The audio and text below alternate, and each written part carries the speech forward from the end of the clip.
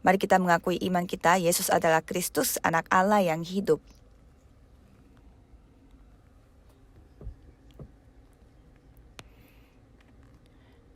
Para jemaat yang tidak bisa hadir pada ibadah offline hari ini, tolong kasih salam kepada kanan kiri saudara bersama dengan keluarga. Saudara adalah manusia yang memiliki roh.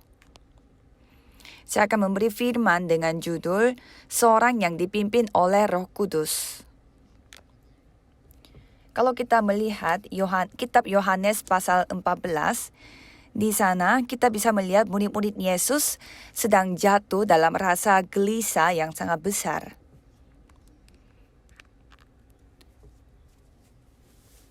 Selama 3 tahun, Yesus hidup dan tidur, makan bersama dengan murid-muridnya selama 3 tahun. Dan saatnya Yesus menyampaikan kepada murid-muridnya bahwa ia harus meninggalkan bumi ini, dunia ini.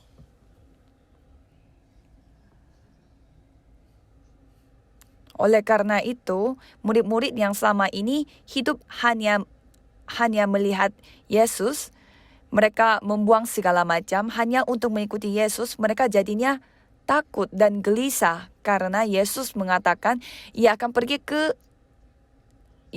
naik ke sorga, sehingga mereka menjadi gelisah semua. Dan Yesus berfirman kepada murid-muridnya yang terikat oleh rasa gelisah. Aku akan pergi, tetapi apa yang akan terjadi kepadamu merupakan aku akan minta kepada Bapa, dan ia akan memberikan kepadamu seorang penolong yang lain, supaya ia menyertai kamu selama-lamanya. Yaitu, Tuhan Yesus menjanjikan ia akan memberikan seorang penolong yang lain. Penolong ini dalam bahasa Yunani itu merupakan parakletos, yang diterjemahkan menjadi pembela yang bersama dengan kita untuk membantu kita di sebelahnya. Jadi Roh Kudus ini yang selalu membela kita, membantu kita, dan memberi anugerah kepada kita. Dan mengajarkan kita supaya kita bisa hidup dengan baik. Siapa yang membantu kita seperti itu? Yaitu Roh Kudus. Roh Kudus ini akan bersama dengan setiap orang yang menerima Yesus sebagai juru selamat, yang percaya bahwa Tuhan Allah ini yang menyelamatkan kita dari semua dosa dan maut. Dan sekali kita menerima Yesus Kristus, ia akan bersama dengan kita dan hidup selama-lamanya.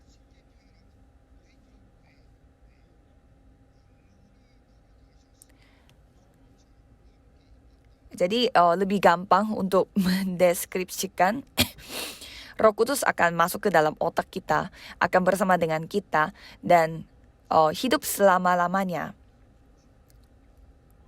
Kalau ia bukan orang yang dipimpin oleh Roh Kudus, tidak akan ada namanya, ini hari Minggu aku harus pergi ke gereja.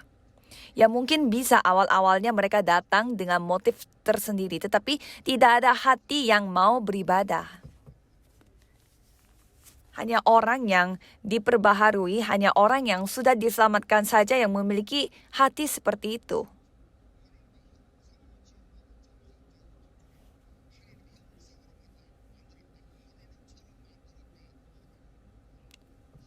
Jadi Tuhan menciptakan manusia sesuai rupa dan gambar Allah. Itu maksudnya bagaimana kita adalah makhluk yang memiliki roh. Jadi di dalam diri kita ada hidupnya karena Tuhan memberi hidup kepada kita, memberi roh. Sehingga Roh Kudus turun di atas kita. Dan pada saat roh, yaitu penolong bagi kita, datang kepada kita, pastilah kita dipimpin oleh roh. Oleh karena itu kita dapat berkomunikasi, berbicara kepada Tuhan Allah yang memang bentuknya roh juga. Kalau manusia yang hanya memiliki tubuh fisik, tidak ada yang dapat mengertinya, tidak mengerti bagaimana caranya firman ini bisa melampaui ruang dan waktu, bagaimana caranya menyelamatkan orang lain. Orang yang sehebat apapun dan sesukses apapun, mereka tidak akan memahami apa itu seorang pilgrims, apa itu seorang orang yang tersisa dan orang yang akan menyisakan remnant. Itu semuanya mereka tidak paham, tidak mengerti. Jadi karena adanya Roh Kudus, maka kita memahaminya. Pada saat kita mengatakan amin, apakah kita bisa percaya? Jadi hanya orang yang dipimpin oleh Roh Kudus dapat mengatakan amin.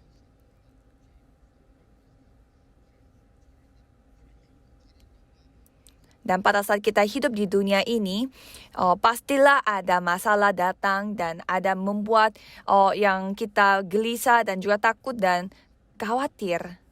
Tetapi level kita, identitas kita berbeda dengan orang yang takut akan kegelisahan dan masalah seperti ini. Sebenarnya kita bukan orang yang ada hubungannya dengan hal-hal duniawi karena kita berbeda. Sama sekali berbeda. Jadi tidak ada gunanya kita gelisah dan khawatir. Maka jemaat gereja mula-mula, mereka berbeda dengan orang lain. Dan kemanapun mereka pergi, pastilah ada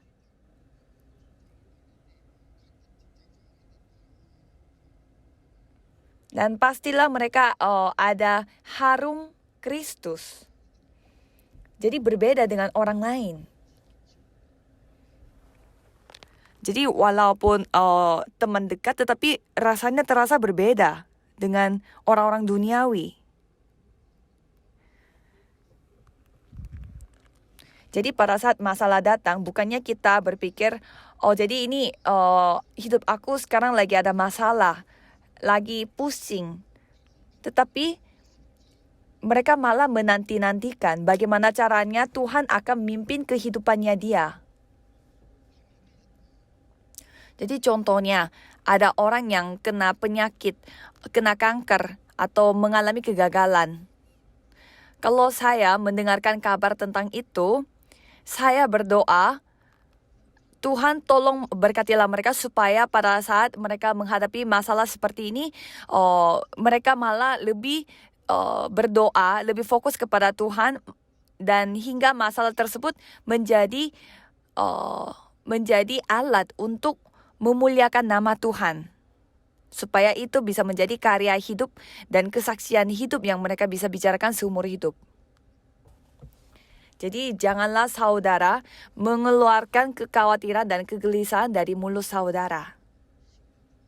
Walaupun kita capek dan lelah dan sakit, tetapi Tuhan Allah ini hidup yang telah menyelamatkan kita dan ada roh di dalam diri kita. Jadi coba kita menantikan. Kehidupan beriman itu pastilah kita memiliki hati yang sangat menanti-nantikan. Setiap kali saya naik ke atas mimbar ini pun, saya memiliki hati yang selalu menanti-nantikan.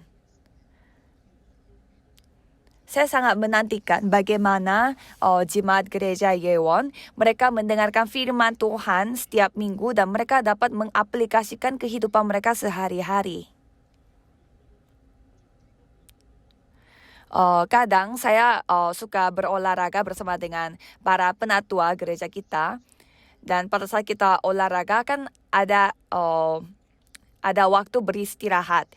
Dan pada saat kita istirahat itu, mereka suka bersaksi bagaimana mereka mendapatkan anugerah Tuhan dan jawaban Tuhan dengan firman yang mereka dengar pada hari Minggu.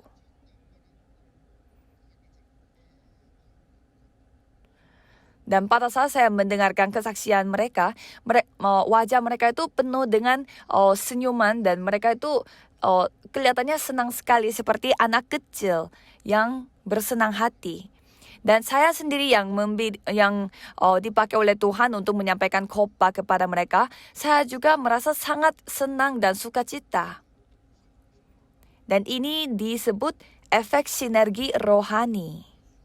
Jadi kita memberi efek positif dan memberi kekuatan satu sama yang lain. Ini adalah rasa yang paling enak pada saat kita melakukan kehidupan beriman.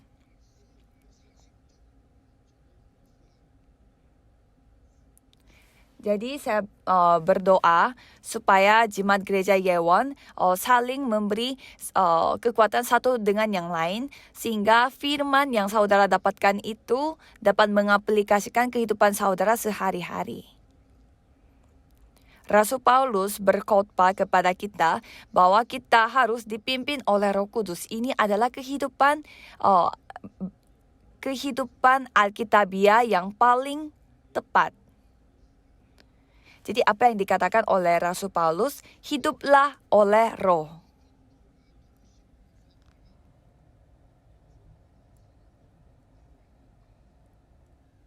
Jadi kita harus menjadi manusia orang yang dipimpin oleh Roh Kudus, yang selalu hidup dengan kemampuan Tuhan dan pimpinan Roh Kudus.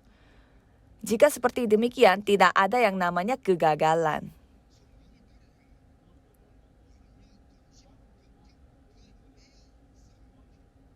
Kalau kita hidup mengikuti Roh Kudus, tidak ada alasan, tidak mungkin kita hidup diperbudak oleh dunia. Saya juga pernah menjadi karyawan, saya juga pernah memiliki bisnis, usaha. Dan juga mendapatkan banyak jabatan, berbagai macam jabatan di gereja. Tidak ada jabatan yang saya tidak pernah lakukan sepertinya.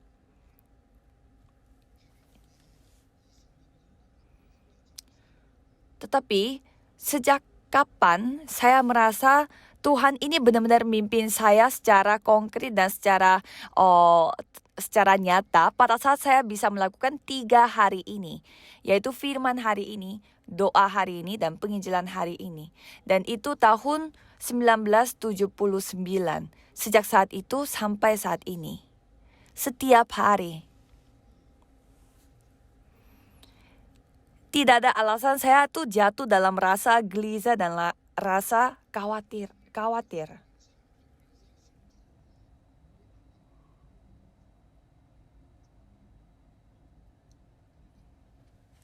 Kalau kita hidup dipimpin oleh Roh Kudus, pastilah kita akan berbuah rohani.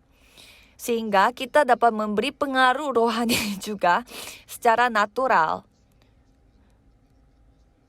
Sehingga kita dapat memiliki kehidupan yang bisa mendapatkan kekuatannya dari kemampuan Roh Kudus.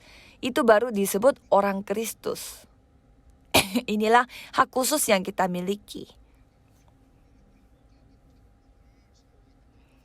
Saya memberkati saudara sekalian dalam nama Yesus Kristus, supaya saudara bisa menjadi murid mutlak yang dipakai oleh Tuhan sebagai summit yang menyembuhkan orang-orang sekitar saudara.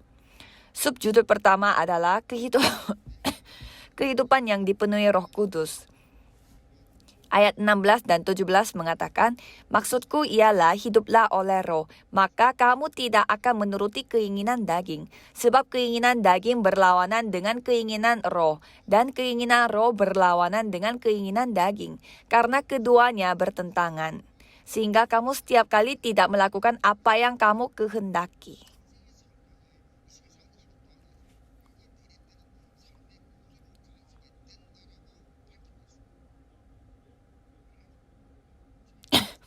Jadi Rasul Paulus ini menjelaskan bagaimana struktur sebuah kehidupan yang saling bertentangan sebagai anak Tuhan, sebagai orang Kristus. Satunya menuruti keinginan daging dan satunya menuruti keinginan roh. Jadi di sini menuruti keinginan daging itu bukan daging yang secara harafiah, daging tubuh manusia, tetapi dalam bahasa Yunani itu merupakan sarx, di mana yang memiliki arti keadaan manusia sebagai makhluk lemah serta berdosa. Jadi sikap manusia yang sebenarnya, yang aslinya. Apa sikap asli dan sikap mula-mulanya manusia? Yaitu orang berdosa. Jadi mereka hidup berpusat pada diri mereka, berpusat pada materi. Selalu. Hanya kesuksesan duniawi yang mereka inginkan. Jadi itu adalah sikap kita sebagai orang berdosa. Jadi ini adalah salah satu nafsu manusia yang kita miliki karena adanya kejadian pasal 3. Tetapi melalui Yesus Kristus kita telah dipulihkan dengan Yesus Kristus. Dan kita sudah diciptakan kembali. Cuma karena kita pernah sekali jatuh dalam dosa, jadi pastilah kita memiliki sikapnya. Tapi saudara harus ingat bahwa saudara sudah diciptakan kembali. Jadi kita yang tadinya sudah mati di kejadian pasal 3, kita dihidupkan kembali secara rohani. Maka kita disebut diciptakan ulang. Kita adalah makhluk yang baru. Tetapi walaupun kita sudah menjadi makhluk yang baru, tetapi masih saja kita mengikuti keinginan daging, keinginan diri kita yang sebelum kita diselamatkan oleh Tuhan. Bagaimana caranya kita dipimpin oleh Roh Kudus kalau kita masih mengikuti keinginan kita sebelum kita diperbaharui. Jadi kembali kepada diri kita yang sebelumnya.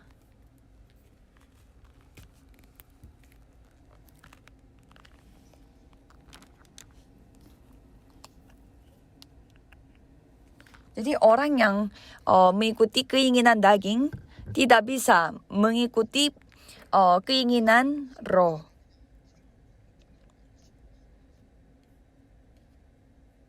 Karena ujung-ujungnya orang yang menuruti keinginan daging mereka akan jatuh dalam hal-hal yang duniawi.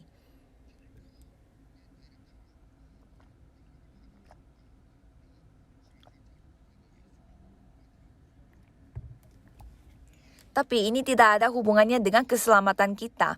Sekali kita diselamatkan oleh Tuhan, kita itu tidak akan ditiadakan keselamatan yang kita sudah peroleh. Cuma kita cara hidupnya sama seperti dulu. Jadi tidak bisa menikmati berkat yang Tuhan sudah berikan kepada kita. Kalau gitu kita hidup. Tetapi hidup seperti orang yang tidak percaya.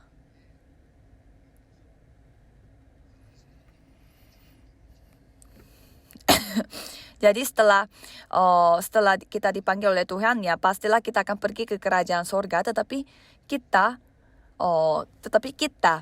hidup diperbudak oleh orang-orang yang duniawi di dunia ini. Jadi itu bagai garam yang sudah kehilangan rasa asinnya sehingga diinjak-injak oleh orang-orang dunia. Jadi saudara, walaupun pada saat ini saudara memiliki kesusahan karena zaman COVID-19 ini, tapi janganlah sampai saudara menyalahkan Tuhan Allah dan juga membenci kondisi dan lingkungan saudara. Karena setan akan terus membawa kegelisahan dan juga kekhawatiran dan juga perselisihan kepada kehidupan saudara. Biasanya apa yang dilakukan oleh setan itu terlihat dengan mata. Tetapi kalau hal-hal rohani tidak kelihatan dengan mata, makanya susah untuk dilakukannya. Ayat 19-21 mengatakan, perbuatan daging telah nyata, yaitu percabulan, kecemaran, hawa nafsu, penyembahan berhala, sihir, perseteruan, perselisihan, iri hati, amarah, kepentingan diri sendiri, percideraan, roh pemecah, kedengkian, kemabukan, pesta pora, dan sebagainya. Terhadap semuanya itu kuperingatkan kamu, seperti yang telah kubuat dahulu, bahwa barang siapa melakukan hal-hal yang demikian, ia tidak akan mendapat bagian dalam kerajaan Allah.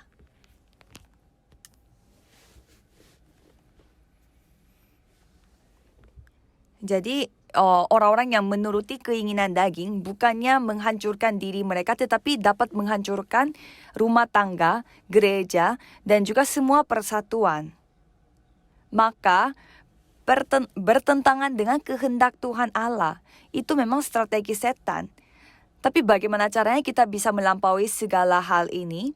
Kita tidak bisa dengan kekuatan kita, atau tekad dan niat manusia pun tidak bisa diselesaikan. Tetapi caranya cuma satu, yaitu kita dipenuhi oleh Roh Kudus. Di Zakaria mengatakan, bukan dengan kekuasaan dan bukan dengan kekuatan, melainkan dengan Rohku, firman Tuhan semesta alam. Jadi hanya firman, doa, dan penginjilan, 3 hari ini yang paling penting. Jadi ada orang yang pergi ke Gimpo Tree Lounge dan melakukan perkemahan di sana. Mereka dipenuhi oleh Roh Kudus. Jadi orang yang suka mendengarkan firman Tuhan, mereka dipenuhi oleh Roh Kudus. Dan orang yang melihat orang lain yang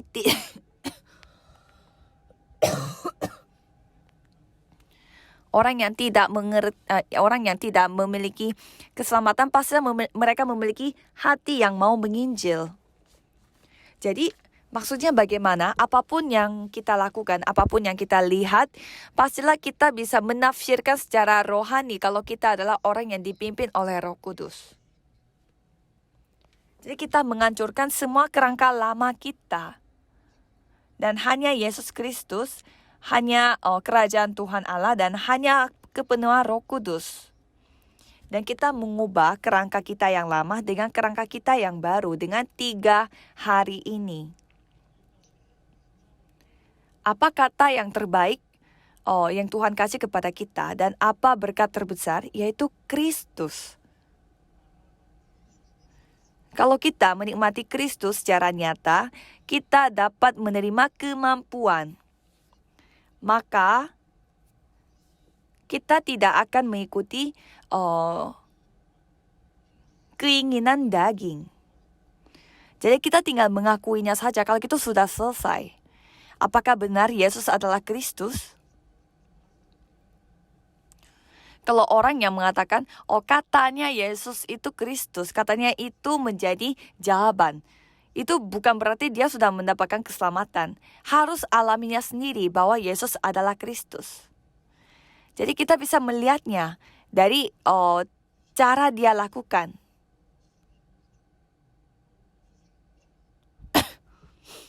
Jadi orang yang suka jatuh dalam dosa, suka jatuh dalam uji coba, dan orang yang suka kabur. Orang yang seperti itu pastilah kita bisa merasakan dia itu belum memiliki kepenuhan Roh Kudus. Kalau gitu apakah kita meninggalkan dia? Tidak, kita harus membantunya.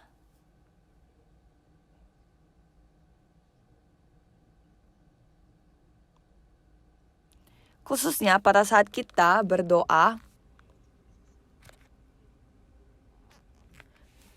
khususnya pada saat kita berdoa, kemanapun kita berada, kita tinggal berdoa, Tuhan tolong berikanlah anugerah pada saat ini di tempat yang saya berada. dan kita akan memiliki kekuatan rohani. Itu dijelaskan dari Kisah Para Rasul 1 ayat 8. Tetapi kamu akan menerima kuasa kalau Roh Kudus turun ke atas kamu, dan kamu akan menjadi saksiku di Yerusalem, seluruh Yudea, Samaria, dan sampai ke ujung bumi.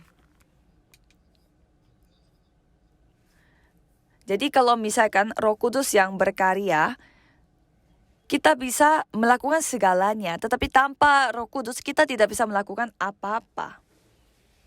Dan pada saat Injil Yesus Kristus diberitakan di ladangnya, itulah kehidupan yang paling bersaksi bagi orang Yesus Kristus.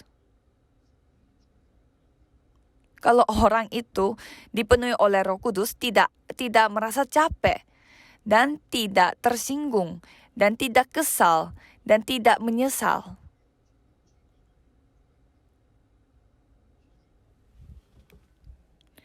Selama 7 tahun dan 7 bulan, setiap hari Sabtu jam 2, saya bersama dengan timnya pergi ke penjara untuk penginjilan.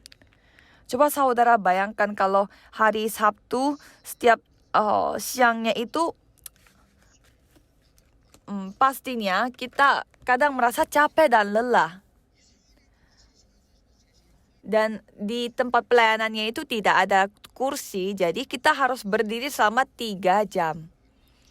Dan kita bersaksi, dan kita memuji Tuhan, dan kita memberitakan firman Tuhan. Jadi selama 3 jam kita melakukan pelayanan. Mungkin awalnya agak capek dan susah, tetapi setelah kita melakukan pelayanan, pastilah kita kembali dengan penuh sukacita dan penuh rasa semangat. Jadi cobalah saudara mengalaminya sendiri. Ya, jadi memang kita mendapatkan anugerah melalui mendengarkan firman itu juga kepenuhan Roh Kudus, tapi cobalah saudara ke ladang saudara sendiri. Akan dapat merasakan yang berkali lipat ganda.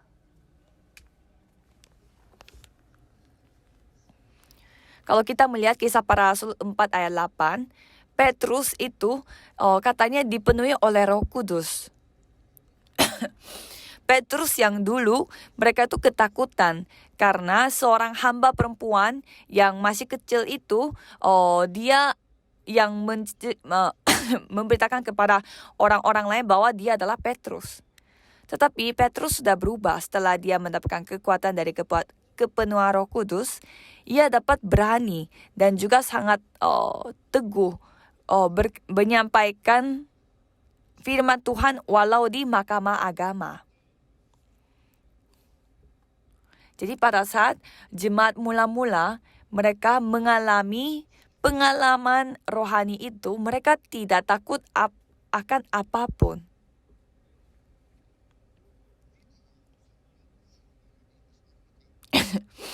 Jadi kita pun sama. Kepenuhan Roh Kudus ini bisa membuat kita melampaui keterbatasan kita.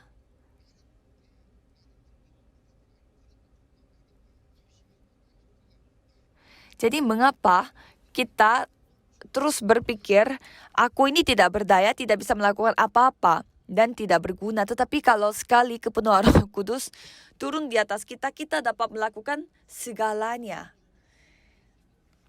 Jadi, saudara bisa menjadi penjaga rohani, dokter rohani, dan duta rohani yang dapat memberi pengaruh rohani kepada orang-orang lain. Ada peribahasa dari negara Ceko yang mengatakan bahwa kebiasaan merupakan kaos yang terbuat dari besi. Sekali dipakai, tidak bisa dilepas. Jadi kebiasaan itu sangat penting. Sekali terukir pada diri kita, susah sekali untuk mengubah kebiasaan itu.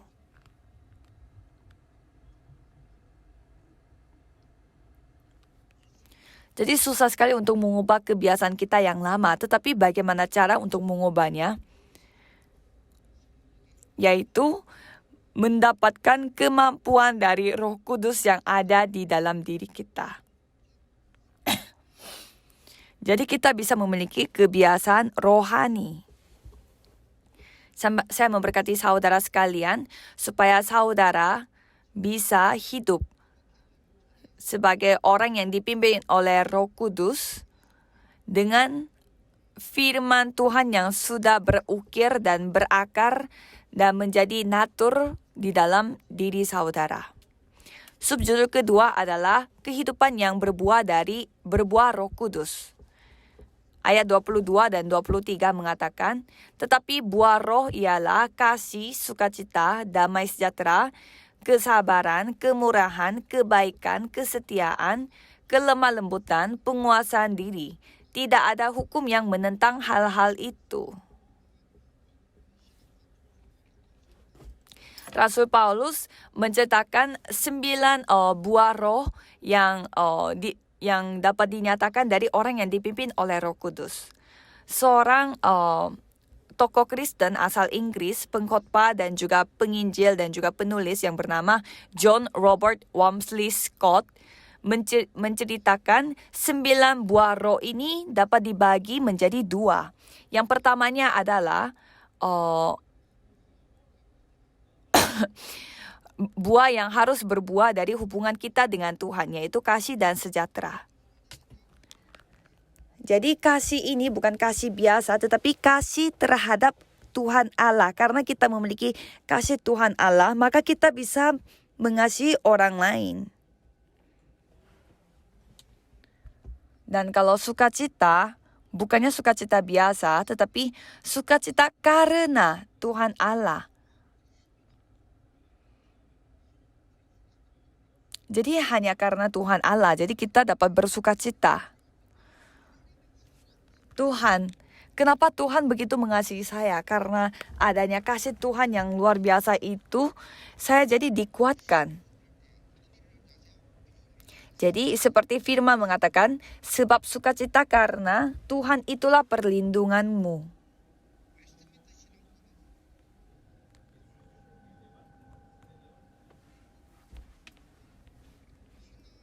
Kalau kita membaca Katekismus Singkat Westminster, dan di sana kita bisa melihat nomor 1 itu menjelaskan tujuan yang paling utama bagi manusia adalah memuliakan Tuhan dan bersukacita atas Dia.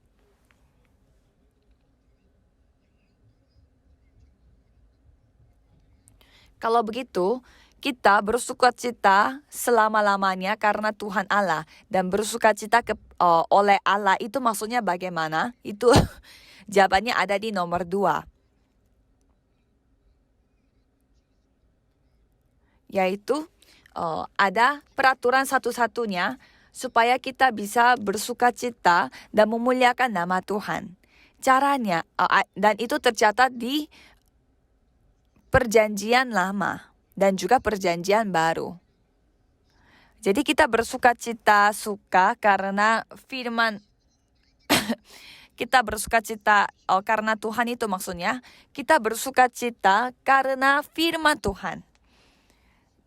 Saya tadinya capek dan lelah dan saya sedih, tetapi setelah mendengarkan firman Tuhan saya jadi dikuatkan. Saya jadi bersukacita. Jadi kekuatan yang kita bisa dapatkan dari firman Tuhan ini yang saudara harus alami sendiri. Jadi firman Tuhan ini menyentuh hati kita dan mengalami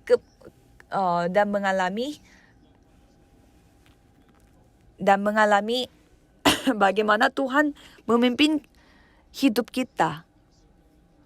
Dan juga dapat melihat pertumbuhan kehidupan rohani. Orang yang seperti itu, orang yang paling berbahagia.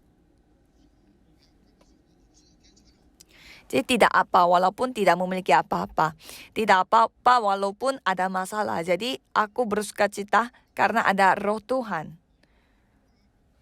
Dan sejahtera juga bukan sejahtera biasa, tetapi sejahtera dari hubungan kita dengan Tuhan Allah.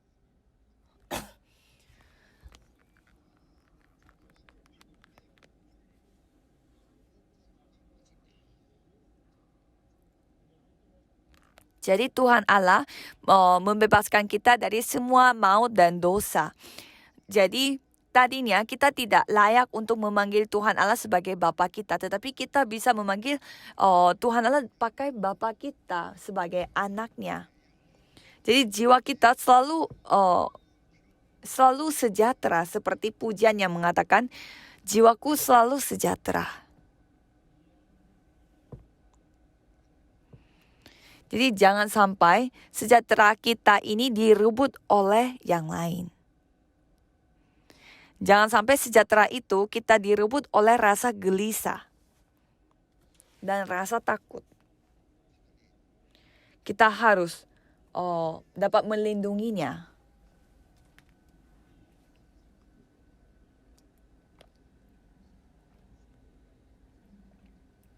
Kalau kita sendiri sejahtera, siapapun kita temui, pastilah kita sejahtera juga, memberi sejahtera juga kepada mereka.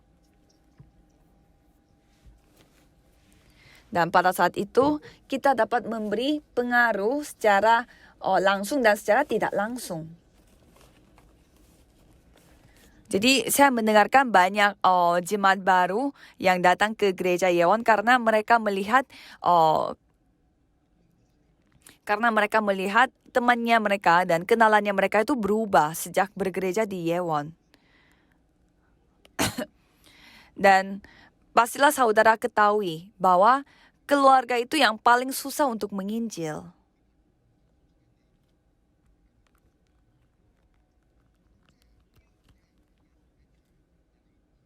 Tapi tidak apa-apa karena Roh Kudus yang akan memimpin kita. Dan yang kedua itu buah yang kita harus miliki dari hubungan kita dengan tetangga. Itu kesabaran, kemurahan, dan kebaikan. Jadi pertama kesabaran. Jadi kesabaran itu kita menunggu dan menantikan dengan hati Yesus Kristus.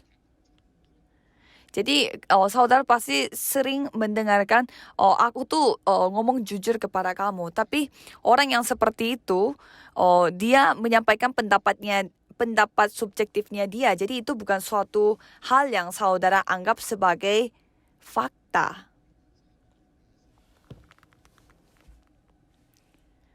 Dan kalau misalkan soal sakit penyakit, saudara susah kalau misalkan saudara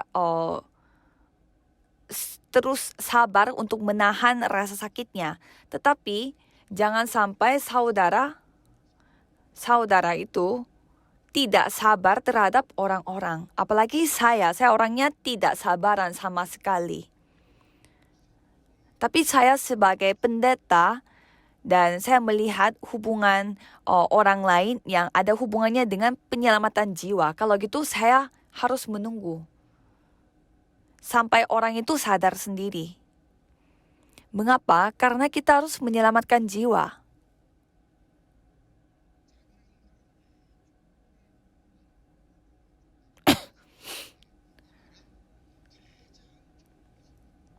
Dan yang kedua,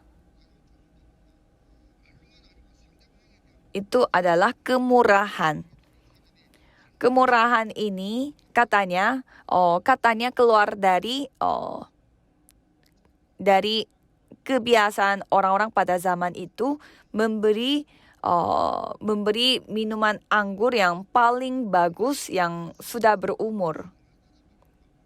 Jadi mereka itu memberi hal yang paling baik kepada orang lain. Jadi maksudnya pada saat kita bersama dengan orang lain, bukannya kita pakai kata-kata saja, tetapi kita mengambil langkah, mengambil sikap secara konkret untuk orang itu.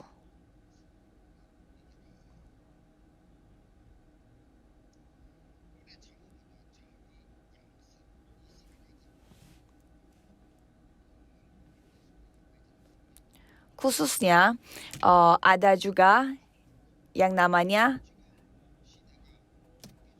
kebaikan dan juga kesetiaan.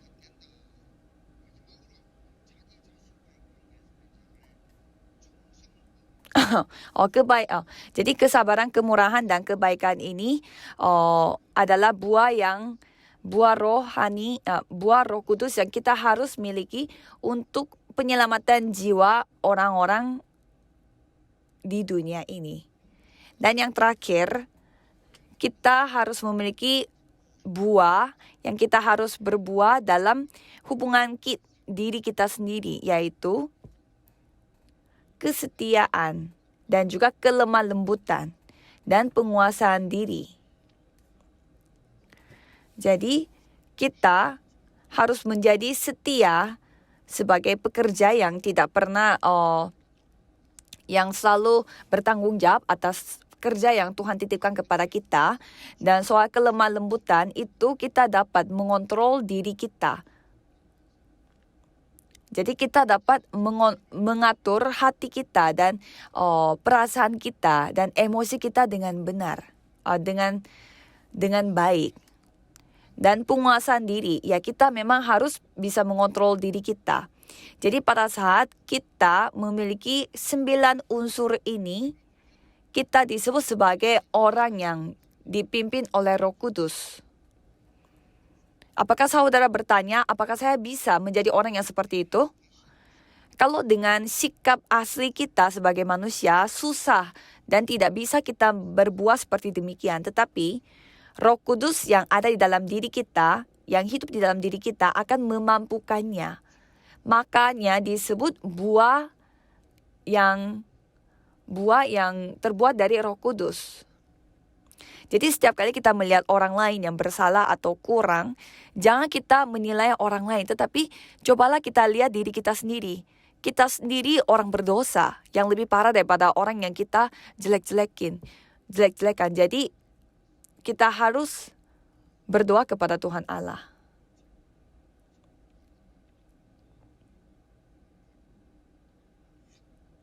Pada saat saya nyetir kembali ke rumah pada hari kemarin, saya melihat ada sebuah motor masuk ke depan saya. Dan saya sendiri kaget. Jadi saya juga kaget dan orang yang bawa motor itu juga kaget. Tetapi dia melihat saya dengan tatapan yang sangat menyeramkan. Jadi saya juga menatap orang yang membawa motor itu dengan tatapan yang sangat seram juga. Tetapi dalam beberapa detik saya kembali lagi berpikir, aku ini siapa dan apa yang aku lakukan untuk hal yang sekecil ini. Jadi saya kembali menjadi lemah lembut. Jadi selama ini saya tidak pernah bertengkar. Saya tidak pernah memakai kekerasan. Jadi menurut saya, nyetir itu yang paling harus hati-hati. Apalagi pada saat nyetir, orang-orang suka berkata kasar. Ya pasti semua orang emosi. Jadi kita tidak bisa mengontrol diri kita dengan kekuatan kita. Tetapi kita harus kembali mengingat diri kita sebagai anak Tuhan. Harus mengingat kembali identitas kita. Kita tidak bisa lakukannya, tetapi Roh Kudus dapat melakukannya. Apalagi saudara adalah tokoh utama yang akan menyampaikan Injil Kristus ini kepada seluruh dunia. Orang-orang yang ada di 237 negara dan 5.000 suku bangsa. Oleh karena itu, saya memberkati saudara sekalian supaya saudara dapat menjadi tokoh utama. Kesimpulannya adalah, kalau kita melihat ayat terakhir lagi di sana, Rasul Paulus menegaskan kembali, hiduplah oleh Roh. Jadi sebenarnya apa intisari supaya kita bisa hidup oleh Roh dan dipimpin oleh Roh Kudus? Itu jawabannya ada di Yohanes 15 ayat 26 dan 27.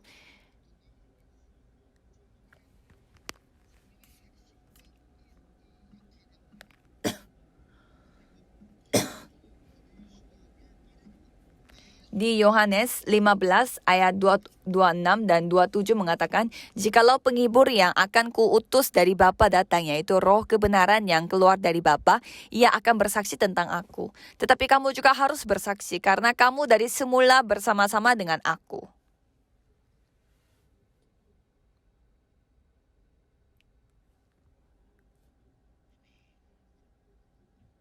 Jadi, hanya berkata amin atas firman Tuhan. Kalau misalkan saudara terasa beban pada saat saudara diberi jabatan, saudara langsung mengatakan amin saja dan biar Roh Kudus yang berkarya.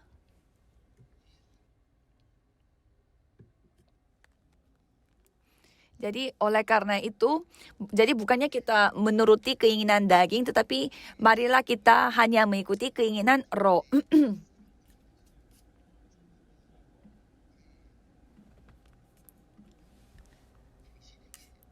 Ada seorang yang bernama Tagore, dan dia itu orang Asia pertama yang mendapat anugerah Nobel. Dan buku puisi Tagore memenangkan penghargaan Nobel ini. Saya kutip dari buku tersebut, dan di sana mengatakan, pada saat kematian mengetok pintu aku akan memberi wadah yang penuh dengan kehidupan kepadamu. Jadi, marilah kehidupan kita juga dipakai oleh Tuhan supaya kita bisa memberi wadah yang penuh dengan kehidupan jiwa-jiwa, penyelamatan jiwa-jiwa, supaya kehidupan kita lebih bernilai dan lebih bermakna di mata Tuhan. Dan saya memberkati saudara sekalian supaya saudara menjadi orang yang dipimpin oleh Roh Kudus dan dapat dipakai sebagai monumen yang dapat mewakili zaman ini. Mari kita berdoa. Tuhan, terima kasih. Tolong berkatilah kami supaya kami menjadi orang yang dipimpin oleh Roh Kudus, bukannya menuruti keinginan daging, tetapi hanya menuruti keinginan Roh, supaya kami terus bersaksi di depan banyak orang. Dan pada saat kami menghadapi Tuhan dan bertemu dengan Tuhan, biarlah kami dapat membawa wadah yang penuh dengan penyelamatan jiwa-jiwa. Dan biarlah sisa hidup kami lebih dipakai oleh Tuhan untuk mencari jiwa-jiwa, untuk membagi penyelamatan tersebut. Dalam nama Tuhan Yesus Kristus kami berdoa. Amin.